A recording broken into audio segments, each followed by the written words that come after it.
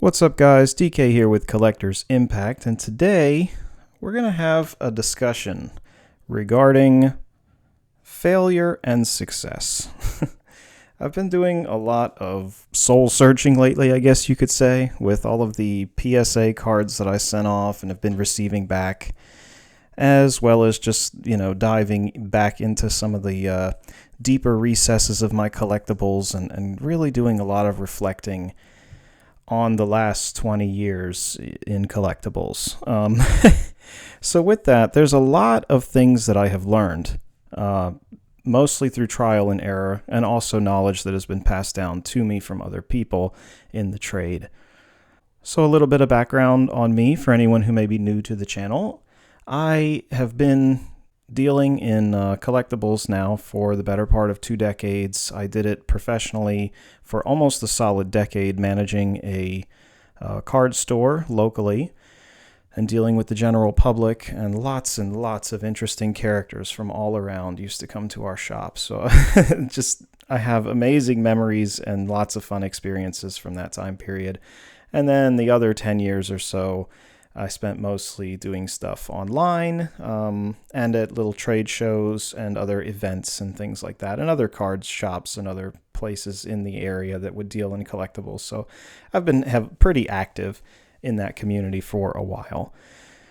With all of that said, I figured that you guys might find some of this interesting. If you do, let me know, and definitely give the video a like, of course, and subscribe to the channel if you want to see some more content like this, because I'm going to make a few more videos like this, that's for sure. But with everything that's going on in the collectibles market and how volatile it all is right now, I know that there's a lot of new people in the trade, and there's probably also a lot of veterans who are getting back into it after probably many years of inactivity. And if you're somewhere in that camp, or just someone who wants to hear another collector's stories, you've come to the right place. So without further ado, let's jump into 3 major successes and 3 major failures that I have had as a collector, and what these experiences have taught me, and hopefully what I will do moving forward.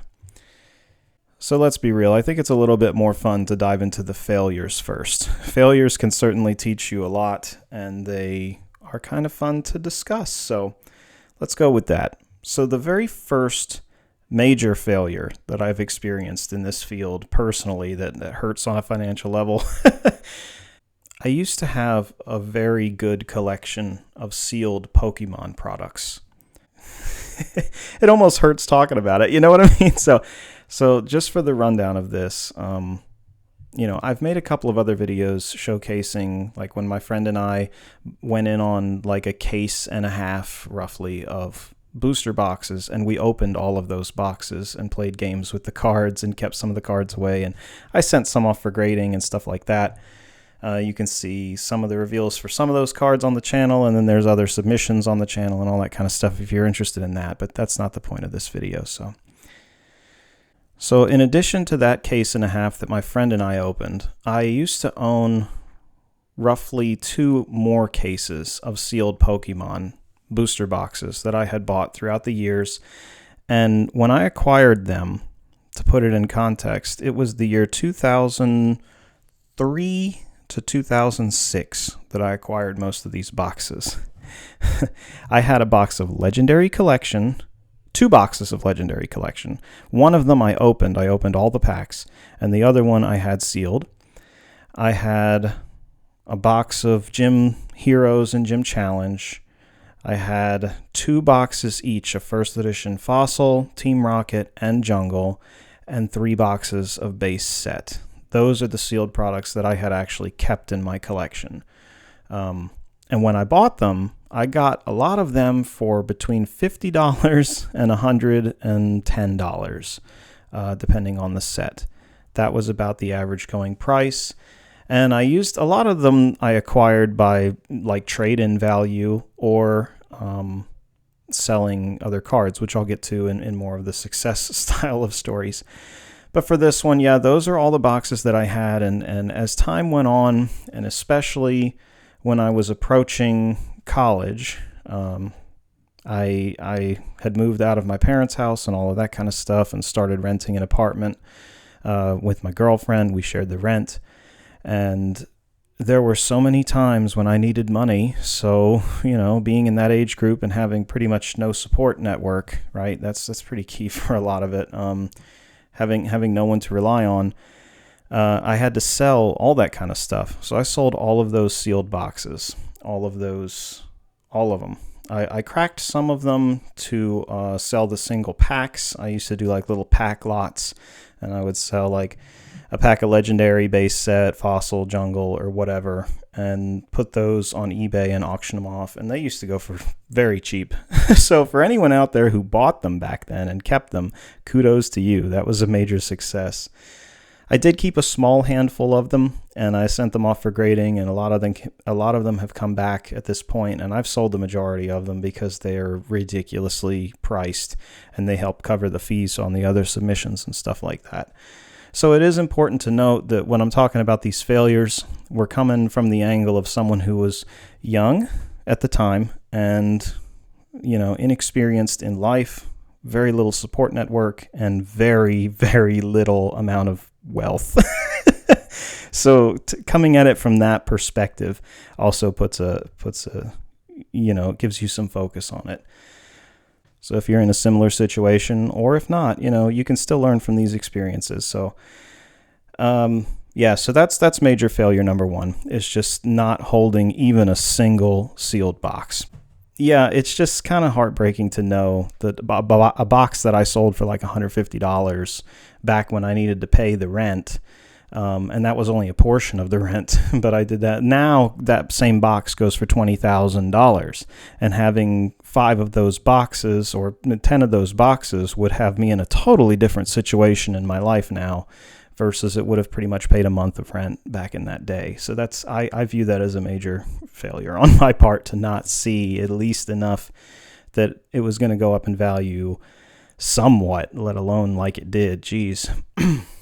So I would say the takeaway here is, even if the current price sticker on something seems extremely low, if there is innate collectability and value and desire for the item on a mass scale, like Pokemon has such a huge fan base, and it was probably a lightning in a bottle type scenario too, because we're talking about the original sets. I don't know if we're going to see success like that with these sequels and things that are being produced in 2020, 2021 era. I mean, we might. It's possible. We might. But I kind of doubt it. I mean, we're talking about like, the first issue of Superman, kind of scenario versus the 200th issue. There's just no comparison in my mind in terms of collectibles. So, yeah, I think that's one that got away. So I'll stop talking and being a downer about that one and move on to the next one. So the next one would be, I'm going to go ahead and put a picture up on screen here for you guys. Yeah. I used to own all of these cards. See, so my true passion when it came to card games, at least as a collectible, is Magic the Gathering. I absolutely love that game. It's definitely one of the best games ever invented. I can't say enough good things about it. I don't know about the modern era, if I can say super good things about the modern era, but for the era in which these cards are from, this game was incredible. The community was incredible. The experiences around it, I'll never forget them, and I'll be grateful till the day I die. So, yeah, enough with that drama. But the deal is here, I used to own all of the cards here, and I actually owned all of the Power 9. Pictured here are the 5 that remained by the time I made this huge mistake in life. So I guess selling those in the first place, selling the other 4 that are not in the picture before this was another mistake, but we'll go ahead and ignore that one. The key mistake here is, okay, so this one, it's kind of detailed, right? So I'll go ahead and share all the details. I'm just trying to share this information as a learning experience. It may be pertinent to you, it may not, but here goes.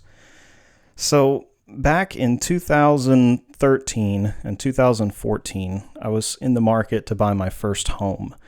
At that time, in the area in which we lived, the rent values were skyrocketing. Like the cost of living, it still obviously is. I mean, it hasn't stopped. So in regards to buying property, I made the right decision. I don't regret that. So that's not what I'm getting on a tangent about necessarily. But to put it into my mindset, right? I needed to buy property. The rent kept going up and exponentially going up, not just a little bit. So I'm like, okay, we got to get out of this sort of a rat race and actually get some equity. So I didn't have a whole lot of money, as per the usual with someone who's young and all of that kind of stuff. So I turned to the things that I owned that were worth the most money to get a down payment on the house.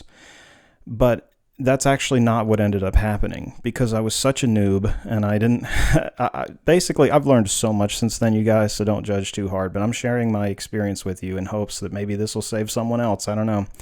But basically, I sold all of these cards. My Black Lotus that was signed by Richard Garfield. Jesus. Of course, Ancestral Recall, Time Twister, and Mox Sapphire, and Mox Ruby, plus all 40 of the original dual lands that I had.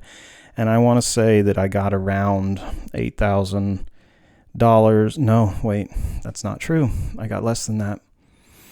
Yeah, somewhere between $6,000 and $7,000 for all of these cards before it was all said and done, after all the fees and shipping and everything. I mean, it was abysmal. It's the worst failure that I've done in terms of collectibles. And what ended up happening with it is they actually went towards the closing costs on the loan. So that is the worst failure of my financial life. I mean, I've learned so much since then, and I will never make that mistake again. And then the third and final failure that I'll cover in this video is kind of one from left field. Selling my Yu-Gi-Oh card collection. So I'll put it to you this way, okay? So I have always been a collector of Pokemon and Magic cards, which there isn't even one on the table yet. Yeah, so Pokemon cards and Magic cards, I started really getting competitive with card games when I was like 12 years old or whatever, when Pokemon came out. I used to go to the tournaments every weekend with friends. It was so much fun, right? It was just such a good time. And then I played Magic competitively after that for many years. I dabbled in Magic since 1995. I've had a collection, and friends and relatives and stuff who collected and played. So that is technically the first card game that I ever purchased, that and the Star Wars CCG. But anyway, I'm getting on a tangent. Let me get back to the topic, which is Yu-Gi-Oh! So when I started working at the card store, Yu-Gi-Oh! Was a brand new product, essentially. Blue Eyes White Dragon was out. We used to have first edition boxes of that. We had first edition boxes of Metal Raiders and Magic Ruler and Pharaoh's Servant. And I used to buy those packs all the time. It was a very popular card game. I, of course, needed to learn how to play it because I hosted tournaments every weekend. Lots of people would come to those tournaments, man. They were busy. They were busier than our Magic tournaments. Yu-Gi-Oh! Was a big deal when it was new. And I had a pretty big collection of it. I had good decks with all the Exodia pieces in first edition Blue Eyes White Dragons. I had so many of those cards. They were very abundant in my collection. They were not that hard to get, and they weren't that expensive. They were very affordable. A pack of Pharaoh's Servant was $4. All the packs were $4 first edition. You know, I was just at the right place, right time, and I amassed this collection. And over the years, that was like pretty much the first thing that I dove into, actually, when I needed money to pay the rent in those scenarios that I was talking about. I used to just dig into my box of Yu-Gi-Oh cards and, okay, this card, I'll sell this one for $10, I'll sell this one for $5, whatever. And yeah, I got pennies on the dollar for what those cards are worth today. I did not have the foresight, the wherewithal, whatever, to have any indication that Yu-Gi-Oh was going to stand the test of time and be one of those major successful card games with extremely valuable cards. We're talking about cards from that game that I owned many copies of that are now worth thousands of dollars. So yeah, I mean, when you think about those levels of failures, right, it's a little bit heartbreaking because it's different when people say, oh, I had the opportunity to buy this and I didn't do it. Oh, I'm so mad at myself. For those types of failures, I always say, technically, we all had the opportunity to buy everything and we didn't do it. You know what I mean? Like, I've had propositions for Bitcoin when that was $1. That's a true story. I had propositions for like Beta Black Lotus when it was $300. That was, and Unlimited Lotuses for $100, all those kind of things. But I, at the time, was young and I didn't have money and I had to pass those sort of opportunities up. And I don't look back on those at all with major regret. You know what I mean? It's one of those where if you had a time machine, you'd go back and do it and buy them all and put them in a little safe box. But those types of things are, they're fun to think about, I guess, but they're not major regrets because you didn't actually own the items. It's when you own the item and then you sell it and get ripped a new one that it really hurts. That's what I would consider failure. So if you guys are over there beating yourself up about any missed opportunities, definitely don't do that. It's not good, and there's always going to be opportunities, no matter what. That's just part of life. There's opportunities and there's failures. So, yeah, that's my little 2 cents on that for that little side tangent. Anyway, let's go ahead and jump into the successes. Enough doom and gloom. I hope that was, insightful and somewhat. I'm sure that we'll cover some more from it as we go on, but the successes, major successes that I've had in collectibles that kept me going and keep me going to this day. I'm going to go ahead and start with, outside of Magic and Pokemon, which I had plenty of successes with, but it was more, I traded this card for that card, or I sold a person this card and bought this and had a profit made. And those little things, those get you hooked when you're younger, right? That was especially what got me hooked to card games and the collectibles stuff, is being able, as a person that came from no means for all intents and purposes and just didn't have anything, it was nice to go into a card shop, buy a $4 pack, pull a Charizard, sell it to somebody for $50 in cash as a kid, and then use that $50 to turn around and buy either more packs or singles, wait a few months, let the cards age, and then sell those cards, do it all over and over again. I actually have one fun project that I have on the side where I have a little notepad that has this one pack of cards that I bought for $4 and seeing what I can turn that into. And so far on that notepad, it's worth like all the items that I got by doing trade after trade after trade over the years. It's up to like $5,400 worth of collectibles from $4. So it can happen. It just takes a few steps. But anyway, that's not necessarily what I was even going to say. So the first major success is the Inuyasha trading card game. This is when I really got my first taste of major, like, whoa, there's something to this, and I'm going to stick with it for a while. So by this, I mean the trade of collectibles and cards. So it's the year 2004, and Score Entertainment has released Inuyasha, the trading card game. It's another anime-based card game. It was designed to compete, of course, with Pokemon and Yu-Gi-Oh! At that time. And it actually did extremely well, at least in our area, in our store. We got a lot of players for this game, and there's one key reason why. The game is amazing. First off, if none of you out there have played the Inuyasha trading card game, it is a dead game now. It's completely out of production because, as per the usual with these kind of things, they let power creep come in and it destroyed the game at a certain point. They reprinted all the rares as commons and they destroyed the game. And going back to my failure with Yu-Gi-Oh!, that's exactly what I thought was going to happen to Yu-Gi-Oh! Because they kept reprinting the rarest cards as commons. So you'd have a $100 card one week and then it would be worth $5 the next week. I hated that. I hated it with a passion. And so I just kind of gave up on it. I thought it was going to go the way of Inuyasha, so lo and behold, it hasn't. But anyway, back to Inuyasha. So this card game, when it hit the scene, this is Kijin, or not Kijin, this is Tetsaiga. Tetsaiga, obviously the sword that Inuyasha carries in the anime series, is the very first expansion of the game. I don't think that these are first editions, but no, they're not.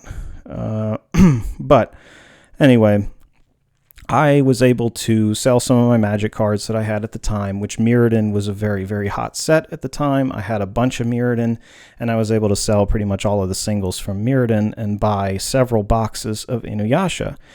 And then when I did, Inuyasha was the first major card game to introduce a concept called a secret rare, right? I mean, they had them in Pokemon. They had like the Dark Raichu, and they've had them in a few other games. The Yu Yu Hakusho game had a few. But Inuyasha had the true secret rare, which was you'd only get 1 out of 24 booster boxes. But I will admit, luck was in my favor that year, and I got 1 out of only 3 boxes. So with that, now keep in mind, this is 2004, right? And I was younger, and money went a lot further in 2004. So the card ended up being worth $200 on the open market for a brand new, freshly produced, freshly printed card. And a case of boxes on wholesale value only cost about $230. So I think you can see where I'm going with this in terms of my first major success. I sold that card, and I used the money from that and a few other singles. And the singles, keep in mind, were also really hot selling. I mean, you have Inuyasha, Shishomaru, you've got all these other variants and things. I'll go ahead and show you this. This will just be fun. So I still have my notebook with a few singles, obviously. Hopefully you guys can see them. But yeah, these are just an example of what some of the cards looked like. I mean, you had beautiful showcase cards like this. These are like the subset. Let me get it in focus for you. Hang on. These are like the subset cards from the Kijin expansion. This little symbol means it's first edition. So, I mean, I had lots and lots of stuff like this, right, that I was pulling from these booster packs. Like this card at one point was worth like $30, $20, $25, $10, so on and so forth. All of the cards had good value in the secondary market when the game was really hot. And I took full advantage of that. And I ended up turning roughly an investment of 3 booster boxes. I cycled through the cards so much with cards that I would buy and sell and buy and sell and upsell and buy cases, open the cases, pull a secret rare, sell the secret rare, sell all the singles, do it again and again and again. And I did that so much over that summer at trade shows and things that I was able to buy my second car. So my first car, I was hit by a drunk driver, and my car was totaled. So it was actually really good timing for me, actually. And it's another one of those life experience things where I probably could have got some money out of that had I known what to do in a situation like that. But I let the insurance company screw me, and nobody helped me. And yeah, my car was totaled, and it was a bad day. So when I had this going on, and flipping these, I was able to get my second car, which I kept all the way to college, which was a Nissan 300ZX. So, needless to say, these cards gave me such a good taste of success with little investment and just really fun memories all around associated with it. I used to travel to different states and go to pre-release events. I went to one pre-release event where I traded like a bunch of old comic books that I had gotten from a friend's cousin. And that was probably kind of a regretful thing, actually, now that I'm thinking about it. I mean, but not really. Let's just throw that one out the window, because the trades that I got for them, I got product that was pre-released or whatever, and I was able to then flip it it was like a 3-week period between the pre-release and the real release of the set. And you had to travel out of state to get it. I mean, this stuff was rare. It was a rare niche card game, and we had a very vibrant community in the area. So I took those pre-released products back to my state, multiple states away, and was able to flip those in conventions and stuff. Was able to flip them no problem for very high profit for the singles. At that time, people ate them up like candy, and I was dishing them out like candy. It was great. It was invigorating. So all in all, I definitely made enough off of that endeavor to, cover the costs of any cards that I actually kept in the end. And I still have this nice little collection to remind me, though I don't have any of the super, super rare cards, because I sold them all to flip. But I do still have a lot of 4-shard, like ultra rares and stuff like that, just to have for fun for one day when we play again. If my old friend group wants to play for reminiscing. All right, so that was major success one, and obviously the takeaway from that one is utilizing a small amount of money as an entry fee to get into a scenario with a card game or a collectible, not necessarily a card game, but whatever collectible you find. If you find one that works like that, which they happen every now and then, it's not all the time, and I don't know what the next one's going to be. They're kind of unpredictable. I don't know if it's MetaZoo. I don't know if it's Flesh and Blood. I don't know. It's so random, and my gut tells me it's not, and I can probably make some more videos on that if you guys are interested. I have some pretty strong opinions about those things, and they're probably not very popular because those games are very popular and people love them, but I have a ton of life experience in this arena, and I'm just not comfortable with them. But if you want to see a video on that, let me know. And I can make some videos on MetaZoo and Flesh and Blood. Probably make some people angry. But overall, I'm sure the games are great. I'm just talking about from that perspective of buying and flipping and profit and all that kind of stuff. Anyway, so yeah, that's the takeaway from the Inuyasha thing, is being able to turn a little bit of investment into a lot of flowing and growing collectibles with money coming in on the side as well, and you grow the collection. Nothing beats that. It's such a good experience if you get to have something like that. Now, on to success number 2, which would be grading my cards. That was something that kind of came out of left field in a lot of ways, but at the same time it didn't. So I'll explain that. So when it came to, say, like the Pokemon cards that I had, right? Growing up, as I mentioned there, and going to college and having all these money issues, there was always knowing how the markets worked was very beneficial at that time period in my life, in the sense that I was able to know when I would flip through my cards and I'm like, okay, this is a Lugia from Neo in Japanese. It's a decently rare card, but the raw card is only selling for, at that time, I mean, we're talking 10 or more years ago at this point, Jesus, the card would sell for $20 at most raw. And in raw condition, Pokemon cards, you guys know, they just don't pack that much of a punch, because people don't believe the grade that you say that it's going to be. If you just say, oh, this is pack fresh, I pulled this from a pack, put it right in a sleeve, and never played with it. You'll see a lot of listings, even to this day, on eBay of people who put that kind of stuff. eBay, TCG Player, whatever, whatever site, Facebook Market. People are like, yeah, I got this Pokemon collection. I never touched it. And then you look and zoom in on the card. It's got all kinds of dings and stuff. It's got creases in the card, and it's listed as mint. I mean, that's very common for raw Pokemon cards. So the market reflects that.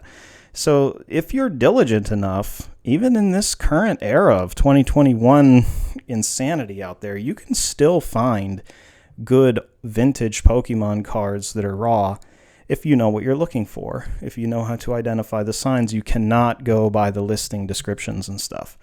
That's a side rant again. Sorry about that, but back to this. So knowing what cards I had and the potential value that they had as individual cards, or just cards that I knew were rare and I wanted to keep for a long time anyway, I was able to at least have the knowledge, the wherewithal to be like, yeah, I could either have a $20 bill or this Lugia from Neo, Japanese, in mint condition. I'm just going to keep this Neo card, put it back in the sleeve, put it back in its box, go on to the next thing and be like, okay, here's a base set Charizard that's beat up. I'll sell that for $20. That's fine. And that's obviously one of those regret things, but holding on to the Lugia is a win. So it's like a regret and win kind of thing at the same time. Then fast forward years later, you're like, oh, look at this. Graded cards of these Pokemon cards. If you have PSA 10s in your collection, the PSA 10s basically 10x the value of the card. So I'm like, well, I probably have some PSA 10s, and if not, some PSA 9s at least, because I had all those boxes I told you about that I opened fresh and kept the cards. I knew, obviously, how to store cards. So having that kind of knowledge as well is a major success. Knowing how to store your cards properly. If you're keeping raw cards, keeping them sleeved, keeping them in a dry, safe place, no light exposure. Keep them in your closet in what's called a card shoebox. I often mention the shoebox. It's not an actual box that shoes come in the store. It's a product called a shoebox. If you're unaware, you're probably not, but it comes, it's like a 2-row cardboard box meant for storing cards. It keeps moisture out. It keeps the cards in good condition. So just keeping your cards in a shoebox like that in your closet is the best bet if you have some raw cards that you don't want to pay the grading fees now to get them graded because, say, they're a new product or something, or from a new set, and you don't want to have it sitting in a slab not worth any money for years on end, then that's fine. But then one day I opened them up and sent in a few cards, and lo and behold, here's a 10. So my thinking with this, moving forward from all the lessons that I've learned in life, is things like this. I'm probably going to go ahead and flip this card and then do what's referred to as an adult trade, which is where I'll just take a few of these PSA 10s and or PSA 9s of the Pokemon cards and then flip them and then use that money to get some of the rarer cards that I wanted to have back in my collection, i.e. Power 9 cards and things like that. I probably won't go too gung-ho on it, especially because I don't have a lot of graded cards at the moment or cards back from PSA. It really depends on how lucky I am in the future, if I can make that happen or not. But yeah, it's just, it's one of those successes that I'm super happy about. Little decisions like that led to me actually owning a few PSA 10s that are actually in high demand at the moment. And I might be able to get some of my old cards that I messed up. It's not often in life that you get a second chance, so I'm pretty grateful for it if it actually happens. Oh yeah, and that's actually, so part of that is the same with this LeBron James card. That's why I put it out here as a reference. It's another one of those things. I bought a pack of cards for $2.50 back in the day, pulled this rookie card, got it graded. It came back an 8, which is a little disappointing considering it's pack mint, but its alignment's off pretty bad. But it's the only one that I had. But I turned that $2.50 into like an $800 card. So that is a success. That's another example of a success. And there's a few little success stories like that.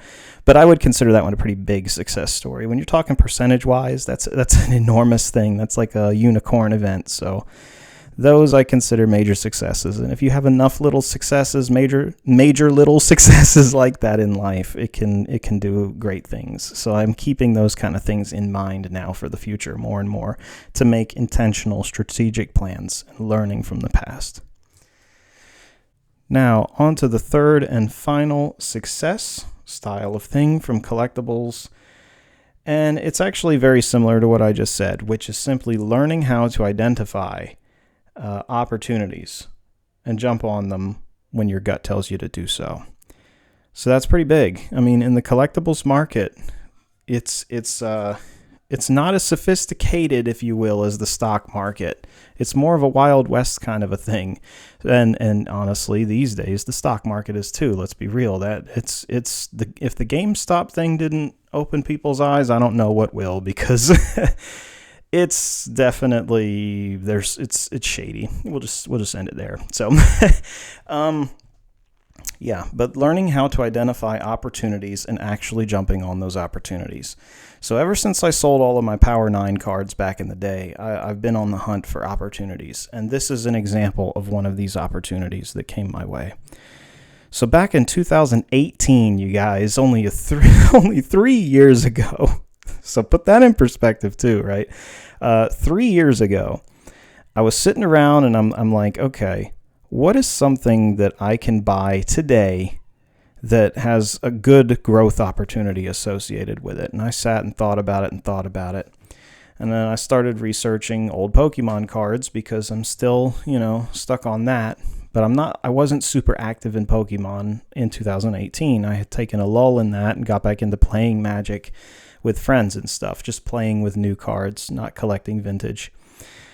And I thought, the first edition Charizard is one of those cards. It's kind of like a Black Lotus, but right now it's pretty undervalued for what it should be. So I ended up making a deal with someone who had a graded version of the card. It's only a 2, so that's the caveat to this story, I guess. But coming at it from the perspective of someone who's got a lot of debt, not a whole lot of cash kind of scenario, and trying to really build something with collectibles and other things as well. Yeah, that's kind of the perspective you have to come at this. I'm like, I can get this PSA 2 Charizard first edition for under $1,000. So I'm going to sell a bunch of these modern Magic cards that I have and do that, because modern Magic cards are not on the reserve list. That's what makes the Power 9 cards so special. I didn't mention that earlier, but yeah, the Power 9 cards can't be reprinted per Wizards policy, and therefore they're a much better, safer investment, especially with their rarity, whereas the new cards can be reprinted into oblivion. They have no protection. So I sold the newest cards and bought the first edition Charizard. Yeah, so with that, I owned some first edition cards back in the day already, from when I actually played in 1999 when I was a kid. I kept my original stuff. But I sold the Charizard. I actually owned 2 first edition Charizards back in the day as well. One was pulled from a pack, and yeah, see, that's another regret one. But what can you say? At least it was a kind of an instant flip. I don't regret those as much as actually holding a Black Lotus for 10 years and then selling it for dirt cheap compared to what it's worth today. That's a failure. Whereas flipping the Charizard when it was brand new for $50 or $100 at that time, whatever, that's cool. That makes sense when you're a kid and stuff. It's fine. But yeah, I owned 2 of them. They got flipped, and so this is one that I got back. And ultimately, this, along with a few other cards that I was missing, I was able to pick up at that time frame, and I completed the first edition set. So I have a first edition base set. Yeah, so that is going to be stored very safely for the future for many years to come, along with a few of the other older Magic cards that I've been reacquiring, and hopefully some really good ones to be on the way very soon. So yeah, that is definitely one of those things where that particular play in 2018, man, right now if I were to sell them, it would be a great success. But at the same time, I'm willing to let the market retrace and lose value in the cards temporarily just to hold them for long term, if that makes sense. I don't want to have the headache of selling them, waiting for a correction, and then buying them back, because that opportunity might not come. And being aware enough to know that it really might not come, especially if we experience something from left field like hyperinflation or something ridiculous like that, you can't rule anything out in this life. So yeah, I'd rather just hold. That's basically, that's how I'm going to end the video, because it's a learned lesson. They could drop in value. That Charizard could go back down to $3,000 or whatever, but I'm not going to get rid of it. It's going to go into the vault and stay there like the Disney movies, and, and maybe it'll come out one day in the future and I could get something really amazing with it. So that's definitely the thought there. Anyway, guys, I hope that you enjoyed this video. I know that it was pretty long. I did not necessarily intend for it to be this long and rambly, but if you enjoyed it, definitely give it a thumbs up and subscribe to the channel, as I'll have more conversations like this with you guys as time goes on. Yeah, but if you have any stories like this or want to know more, just ask in the comment section. Share your opinion on this stuff, and yeah, let's make an impact out there, guys, in the collectibles trade and market. It is a fun adventure. So anyway, I've taken up enough of you guys' time today. Thank you very much for sticking it out and checking out the whole video. I hope you learned something, and I hope to see you back next time. Take care.